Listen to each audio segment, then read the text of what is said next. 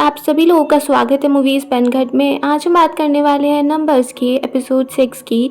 Episode की starting होती है, जीसू वाइस प्रेसिडेंट से बोल देती है कि उनको एक केक बीन उसके लिए बेचनी होगी और अगर वो उसको अच्छे से सेल कर देते हैं तो उसके बदले में जीसू उनको डबल पे करेगी। और इस ऑफर को वाइस प्रेसिडेंट एक्सेप्ट कर लेते हैं क्योंकि जहाँ पर भी पैसा इन्वॉल्व होता है उस जगह को तो वाइस प्रेसिडेंट छोड़ ही नहीं सकते हैं।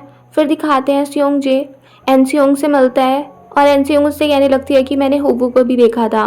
तो सियोंग जे एनसियोंग से पूछने लगता है कि क्या उसने हुबू से भी बात की है। तो पता चलता है कि एनसियोंग हुबू से पहले ही मिल रही थी और उसने हुबू को बोल दिया था कि उसको यहाँ से रिज़ाइन कर देना चाहिए क्योंकि उसको ऐसा लगता था कि कैंग ने जो यहाँ से रिज़ाइन किया है वो सब कुछ हुबू की वजह से ही हुआ है।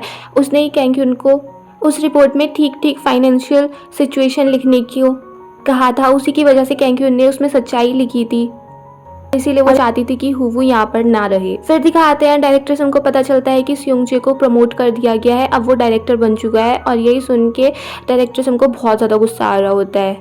अब क्योंकि डायरेक्टर से पता नहीं कब से यहाँ पर पार्टनर बनने का वेट कर रहा था, उसने कितने सारे काम किए वाइस प्रेसिडेंट के लिए। फिर दिखाते हैं हुबू सियोंग-जे से मिलता है, वो उससे कहता है कि आपका तो बहुत जल्दी प्रमोशन हो गया, देखिए आपको कितना अच्छा ऑफिस मिला है, आपको कितनी अच्छी डेस्क मिली है।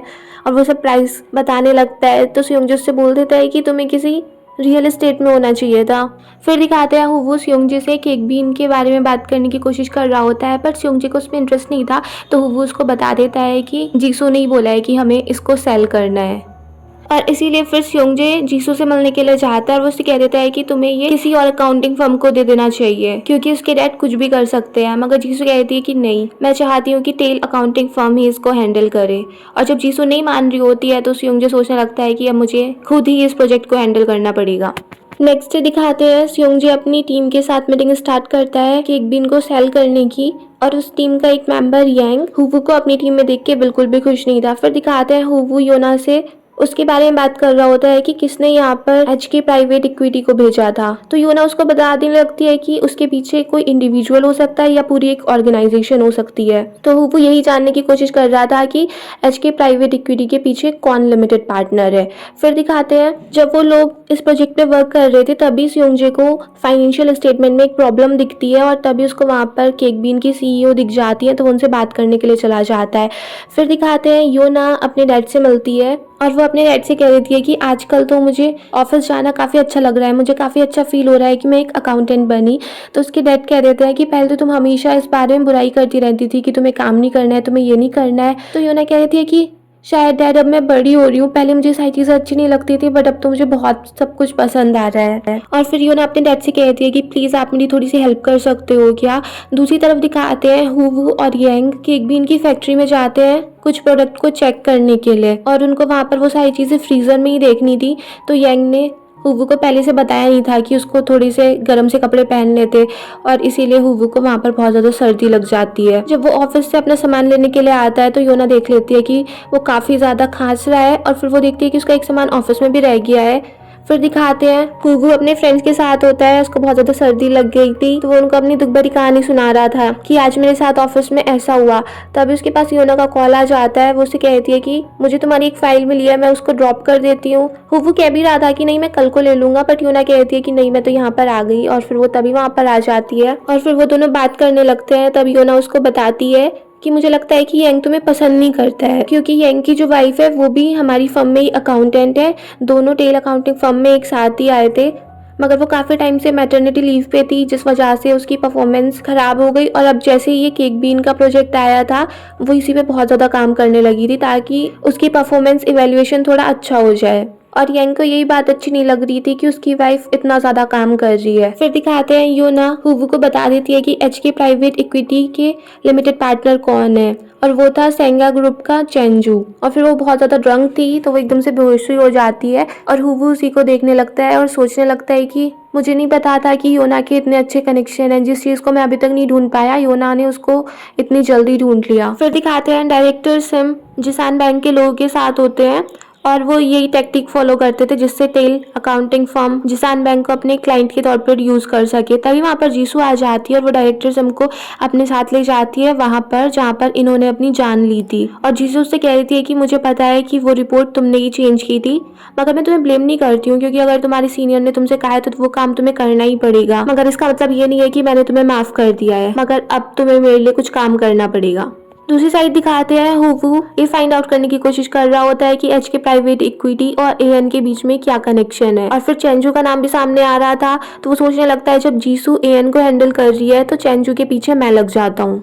दूसरी तरफ दिखाते हैं सेंगा ग्रुप के हेडक्वार्टर में चेंजू बहुत ही ज़्यादा गुस्सा होता है। वो अपने एम्प्लॉयज से बहुत ज़्यादा गुस्सा निकाल रहा होता है क्योंकि सेंगा ग्रुप अभी अच्छे से वर्क नहीं कर रहा है और उनका कर्जा बढ़ता ही जा रहा है और उन्होंने जिसान बैंक से बहुत सारा लोन लिया हुआ है। तो वो अपने एम्प्लॉय से बोल देता है कि फिर से जिसान बैंक को कॉल करो और एक और लोन के बारे में उनसे बात करो।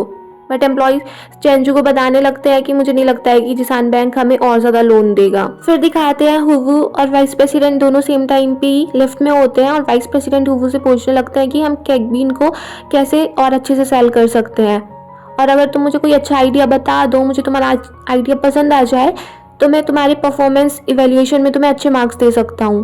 बट हुवू कह देता है कि मुझे अपने लिए अच्छे मार्क्स नहीं चाहिए, पूरी टीम के लिए अच्छे मार्क्स चाहिए। तो हुवू उससे कहने लगता है कि हम ऐसा करते हैं, सेंगा ग्रुप को कन्विंस कर लें कि वो केकबीन को खरीद ले और फिर वो केकबीन के स्टोर अपने मॉल में लगा सकते हैं, और अगर वो उसको अपने मॉल में लगा लेंगे तो वो उसको अच्छे प्राइस से बेच सकेंगे जिससे उनको बहुत ज़्यादा प्रॉफिट होगा। वाइस प्रेसिडेंट को आइडिया पसंद आ जाता है और फिर यही आइडिया वो चेंजू को बता देते हैं, बट चेंजू को इसमें कोई इंटरेस्ट था नहीं।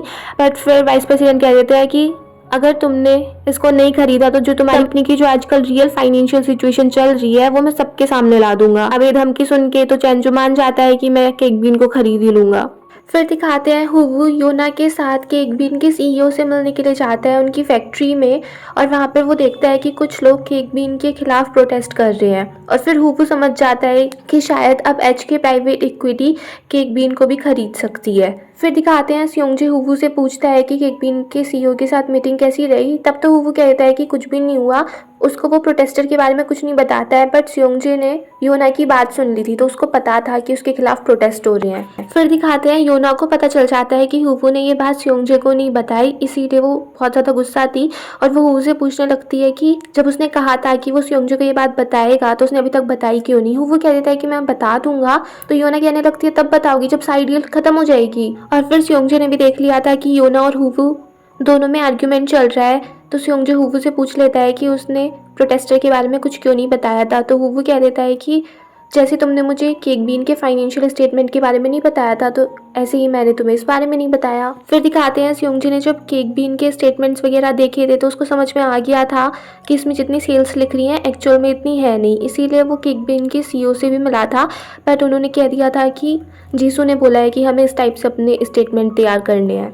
फिर दिखाते हैं स्योंगजे को पता चलता है कि एच की प्राइवेट इक्विटी अपने फंड्स कोरिया से कलेक्ट कर रही है, और एच की प्राइवेट इक्विटी एक बाहर की कंपनी है, फॉरेन कंपनी है, और जो वो अकाउंट्स यहाँ पर यूज़ कर रही है वो सब इलीगल हो सकते हैं। इसीलिए स्योंगजू जीसू से बात करने के लिए चाहता है कि वो जो यहाँ पर काम कर रही है वो बहुत ज़्यादा डेंजरस है, इससे वो भी परेशानियाँ पड़ सकती है। और जीसू कह देती है कि तुम्हें इस सब के बारे में सोचने की कोई ज़रूरत नहीं है।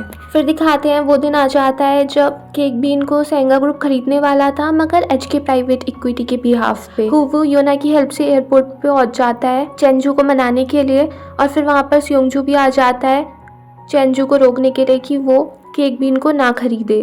तब पता चलता है कि उससे पहले आके ही हुवू ने चेंजू को कन्विंस कर लिया था कि उसको केकबीन को नहीं खरीदना चाहिए। और बहुत सारे लोग हुवू के इस डिसीजन से खुश नहीं होते हैं, खासकर यंग, क्योंकि वो सोच रहा था जैसे ये डील कंप्लीट होगी उसको अपनी परफॉर्मेंस इवैल्यूएशन में अच्छा स्कोर मिलेगा। फिर दिखाते हैं एच के प्राइवेट इक्विटी ने कंपनी तो नहीं खरीदी थी मगर पेटेंट खरीद लिए थे, और वो सारे पेटेंट जीसू एक बिजनेसमैन को देने लगती है कि ये तुम्हारे लिए बहुत ज़्यादा फायदेमंद है, इनका यूज़ तुम अपने स्लश फंड के लिए कर सकते हो और किसी को कुछ पता भी नहीं चलेगा, ये लीगल तरीका है, और इन पैसों का यूज़ फिर तुम अपने पॉलिटिकल कैरियर में भी कर सकते हो। अब जीसू को भी इसी तरीके से दिखा रहे हैं जैसे कि वाइस प्रेसिडेंट है जो पैसों के लिए कुछ भी कर सकता है। फिर दिखाते हैं चेंजू का भाई ली सुंग स्योंगजे से मिलने के लिए आता है, और वो कहता है कि पहले तुमने मेरा नाम यूज किया था ना, अब वो फेवर लौटाने का टाइम आ चुका है। और वो उससे कह देता है कि तुम्हें सेंगा ग्रुप के काफी सारे बॉन्ड खरीदने होंगे मेरे बिहाफ पे। दूसरी साइड दिखाते हैं हुवू फाइलिंग रूम में होता है, वो काफ़ी सारे पेपर्स वगैरह चेक कर रहा था, तभी वहाँ पर योना आ जाती है और हुगू वो सारे पेपर्स छिपा लेता है। तो योना उससे कह देती है कि मुझे नहीं पता है कि तुम क्या कर रहे हो, मगर इसमें मैं तुम्हारा साथ देना चाहती हूँ, मैं तुम्हारे साथ कोऑपरेट करना चाहती हूँ।